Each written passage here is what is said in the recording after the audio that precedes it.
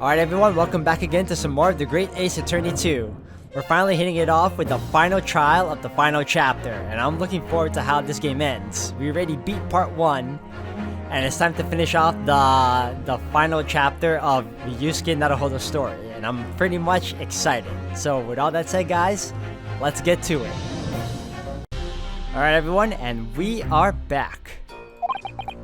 It's all been leading up to this one day, to this one trial, to this one final reckoning.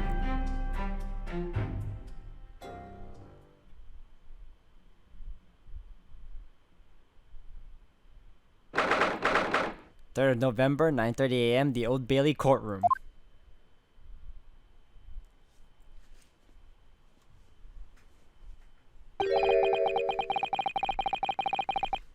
It feels even more oppressive here than it did yesterday. Their cold stares pierce me like knives from all sides today. Ah! Mr. Naruhodo, look! Lord Strongheart? Kazuma must have known beforehand. The ramifications of this trial now extend far beyond the murder of one Scotland Yard inspector. In fact, events have come to light that threaten to rock the very foundations of our country's legal system. The escape of a condemned criminal on the night of his execution, the subsequent unlawful shooting of the man, and the revelation that prison staff must have been complicit in the jailbreak. Britain is currently hosting influential members of the judiciary from countries all around the world. It is imperative that we uncover the truth in these proceedings to avoid international embarrassment. By royal decree, this will continue to be a closed trial, and one over which I, Miles Strongheart, exercise total, unequivocal authority.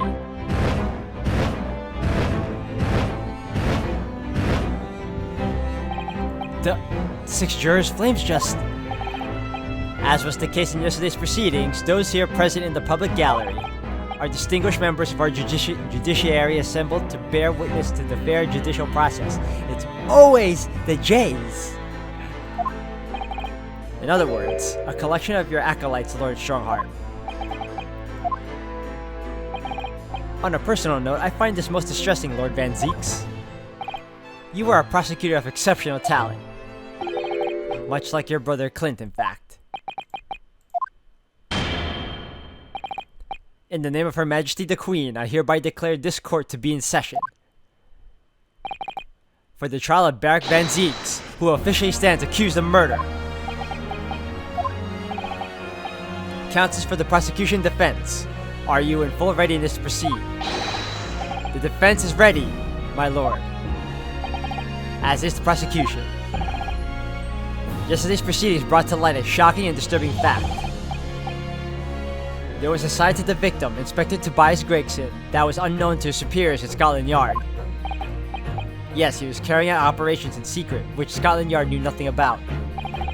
And in those clandestine operations, he had an accomplice. Mr. Daily Vigil, who would be given the inspector's identification and present himself around the capital in order to establish credible alibis for Gregson. In that way, Gregson appeared to be carrying out his regular Scotland Yard work when in fact he wasn't.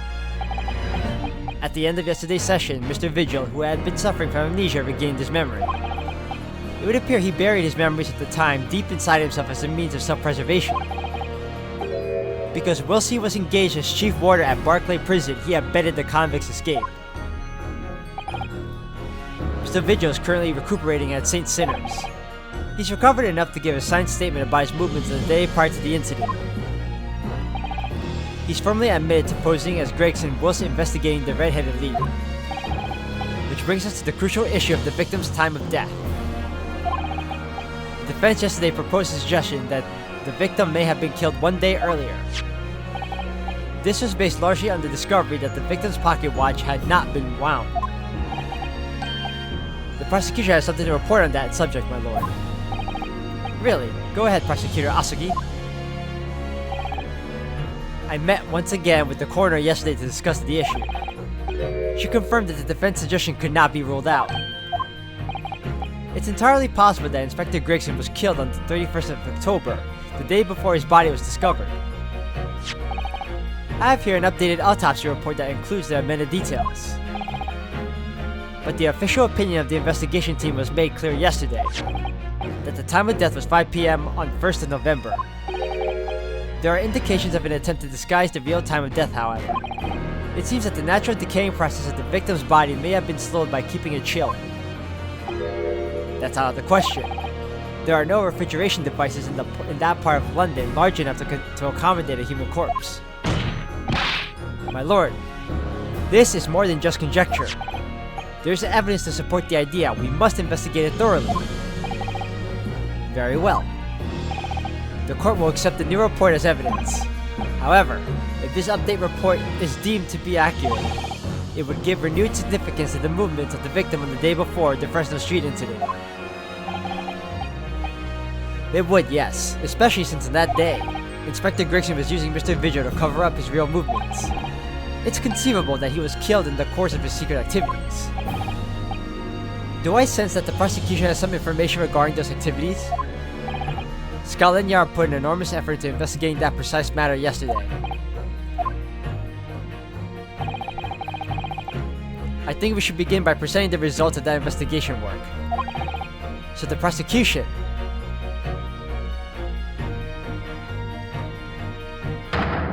calls its first witness now.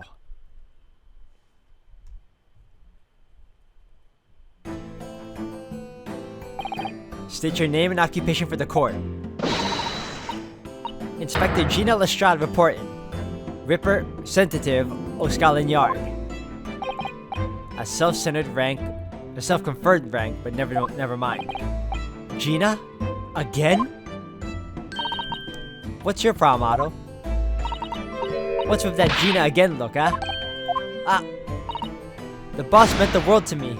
He done more for me than anyone else ever did. Oh? Inspector Gregson, you mean? He got me out of the back slums of the East End and took me under his wing. Taught me that life can have a purpose. So that's why I'm the best person to be standing here speaking for him. Oh, Gina.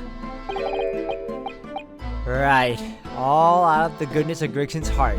Not at all that he had his arm twisted by Mr. Sholmes. No. What's relevant to these proceedings is that the outcome of Scotland Yard's investigations yesterday has revealed that the victim was carrying out some assignment the police knew nothing about. Very troubling. That face. Lord Strongheart knew. So, Inspector Lestrade, let's hear exactly what it says in that report. Coming right up, sir.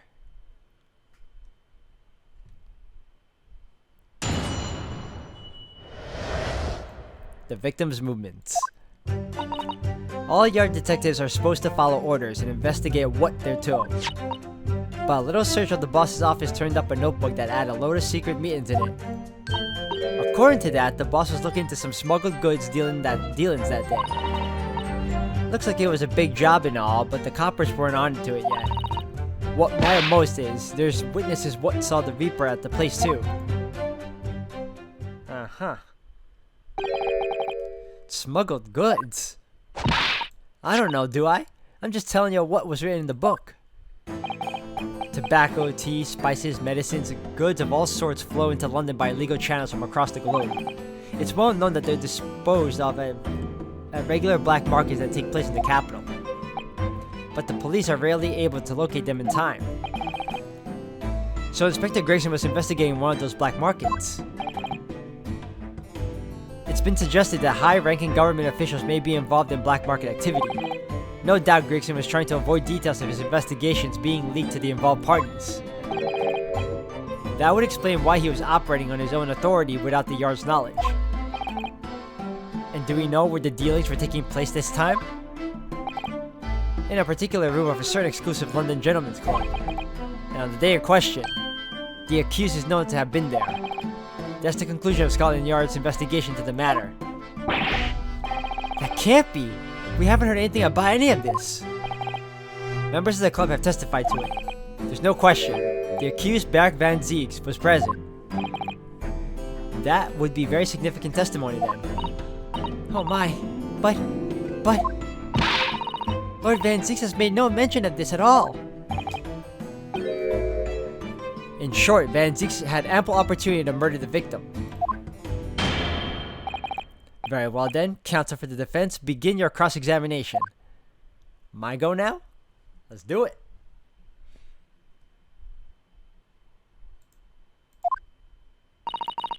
All yard detectives are supposed to follow orders and investigate what they're told. But a little search of the boss' office turned up a notebook that had a load of secret meetings in it. According to that, the boss was looking into some smuggled goods dealings that day. Hold it! Do you have any idea where those dealings were taking place? Yep. It was all there in the boss's notes. Let's see if I can remember. As I already said, the illegal dealings were due to take place at a gentleman's club. Yes, I remember. But I was hoping to find out the name of the club. That won't be necessary. What? It's conceivable that the club might be used again by the smugglers in the future. Therefore, the prosecution has been asked not to reveal the name in these proceedings. I don't know what all the fuss is about. It's right here. All I've got to do is read it out. And I could too. I've got this reading game buttoned up now. Can't I show you what I can do? Go on. What's the harm? The judge hasn't signaled his objection yet. I could try to find out. Yeah, let's insist.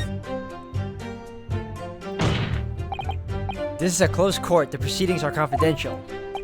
There shouldn't be any possibility of the information being leaked. As I explained, there is some possibility of politicians being involved in this affair.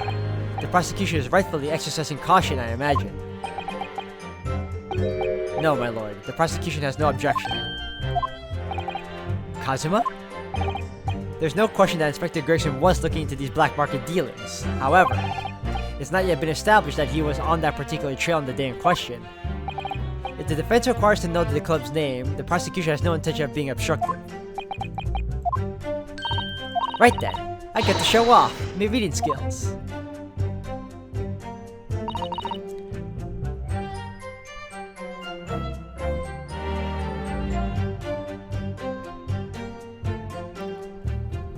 Apparently the smuggled goods deal was gonna happen at a gentleman's club called the Grouse.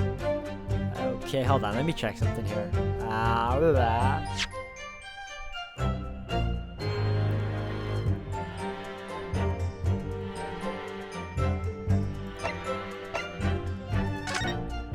Check something here.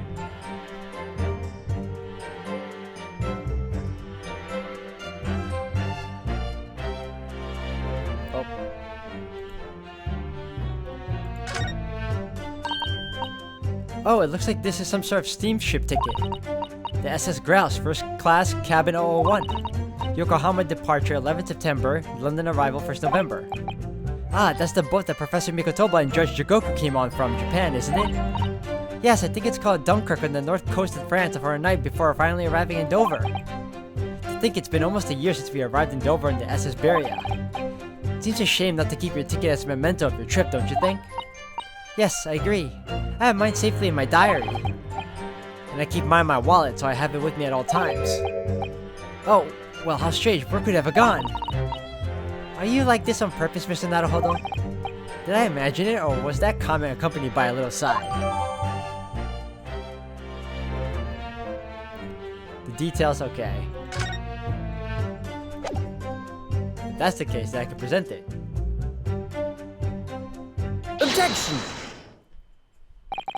I've read about these clubs that exist here in Britain. As I understand it, there are places where well-to-do gentlemen socialize with friends and colleagues. Don't imagine for a second that a foreign student like you would be admitted. Seriously, is your mirror cracked or something? Do we know for sure that the contraband dealings were definitely happening at a club called the Grouse? The police are currently looking for evidence, but haven't found anything definitive yet. And I'm sorry to say that they probably won't. What do you mean by that? I mean that the place Inspector Gregson was secretly going to visit on the 31st of October may not have been a gentleman's club at all.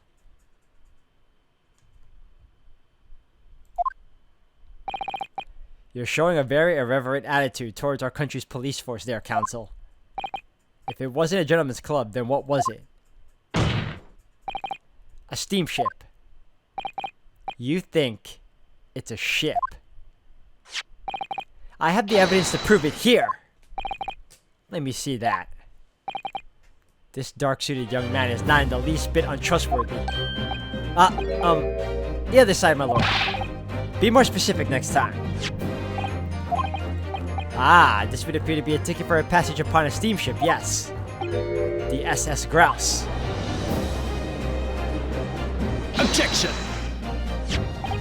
So there's a steamship named the Grouse that happens to share a name with the club. But I'm afraid to say, there's a flaw in your logic there. How? Look at the ticket. Notice the day of the arrival in port. The ship arrived at the port of Dover on 1st of November. Ah. The day on which the sound like a gunshot was heard on the Fresno Street. In other words, on the day in question here, 31st of October, when the victim was on his clandestine mission, that ship hadn't yet docked on British shores. That would certainly make an undercover investigation somewhat challenging. Objection! The fact that the steamship hadn't yet reached Britain substantiates the defense's assertion that the victim was investigating the SS Grouse on the day in question. Then show your evidence for that assertion. Very well. In that case, counsel for the defense, present your evidence to the court now. Evidence that substantiates your claim that the victim was investigating the SS Grouse on the 31st of October. Okay. Gregson's trunk.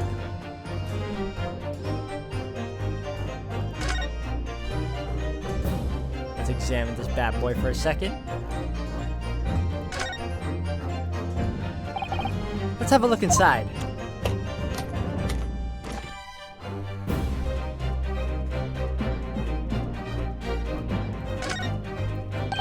Look! There's something inside! Ooh, let's see! It appears to be a passport authorizing him to travel overseas. Was Inspector Gregson about to go on a trip abroad then? Perhaps the date of the departure might tell us something that was. Oh! What is it? It was for travel on the 31st of October, just one day before the incident. What? Really? And there you go, we found it. Gregson went to France the day before his body was discovered.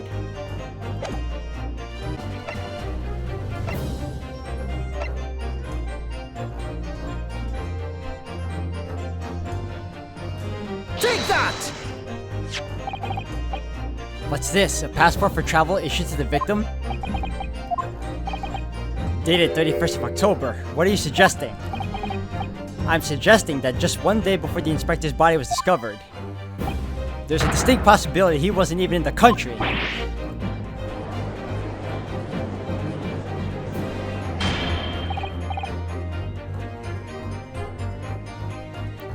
Order, order!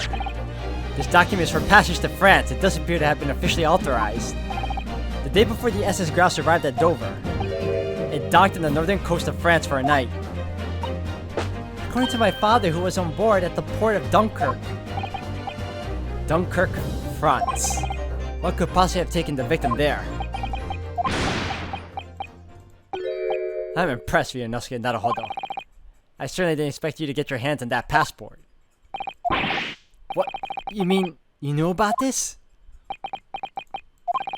The prosecution's strategy for this trial has been laid down by the Crown Prosecution Office. On the day before the incident, the victim was investigating contraband dealings at a London club.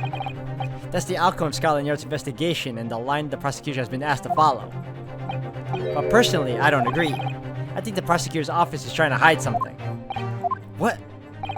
And now that you've expertly disproven their assertion, I intend to reveal what I believe that something to be. What are you playing at, Prosecutor Asogi? A courtroom is a forum for the truth, my lord. Which is why it's my duty to present all the facts without exception. Let me guess, this was your intention from the outset, wasn't it? The reason Inspector Gregson secretly made his way to the steamship docked in France on the day in question was to carry out a mission for the Reaper. The Reaper?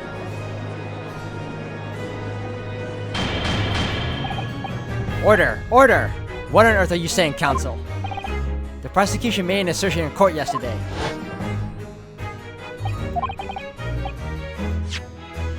Inspector Gregson was investigating the identity of the Reaper. When he discovered the location of the man's secret hideout, he was killed. as I'm sure everyone can imagine, by the Reaper's hand. But in reality, the truth is the opposite of that. What? Inspector Gregson wasn't investigating the Reaper at all. He was in fact acting for the Reaper. So, you're saying the mission he was undertaking was, obviously, an assassination. Beric Van Zieks never carried out any of the actual killings. Whenever the Reaper's victims lost their lives, he always had a cast iron alibi. Which tells us that he must have had an accomplice. And you claim that was Inspector Gregson? What the hell do you think you're saying, huh?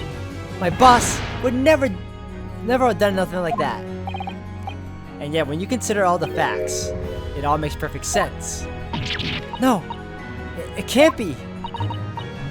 We also arrived at the same conclusion, didn't we? That Inspector Gregson was operating as the Reaper? Even so, there's no way that the person giving him his orders was Lord Van Zieks. No, the true Reaper is somebody else. Beric Van Zieks is not the Reaper.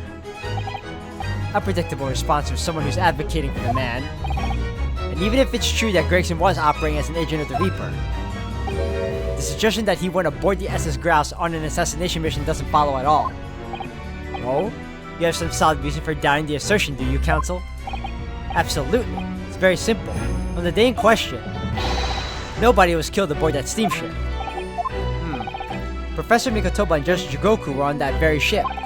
If someone had been assassinated, I'm certain we would have heard about it. What's so funny?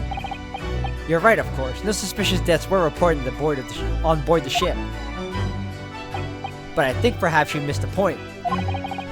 That's precisely why Inspector Gregson himself lost his life. What?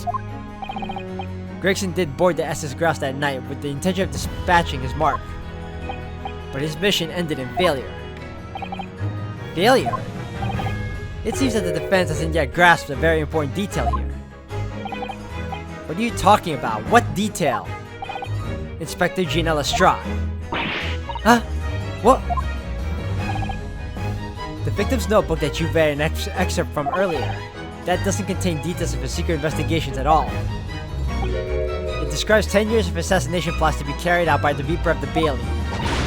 You're lying! You involved in Bludger's what got taken out at it coming. The boss weren't the Reaper. Poor Gina. There's no question that Tobias Gregson was heavily involved in the Reaper's activities. You may just be an apprentice, but if you spent any time at Scotland Yard, you must have heard the rumors. I ain't heard nothing, and I don't believe a word of it. Then testify again as a representative of Scotland Yard. Consider it your chance to defend your boss. I don't... I concur. The witness will give a new formal testimony. Ms. Lestrade, you will tell the court everything you know about Inspector Gregson's secret notebook. Alright guys, I'm going to end the video here for today. Thank you all for watching.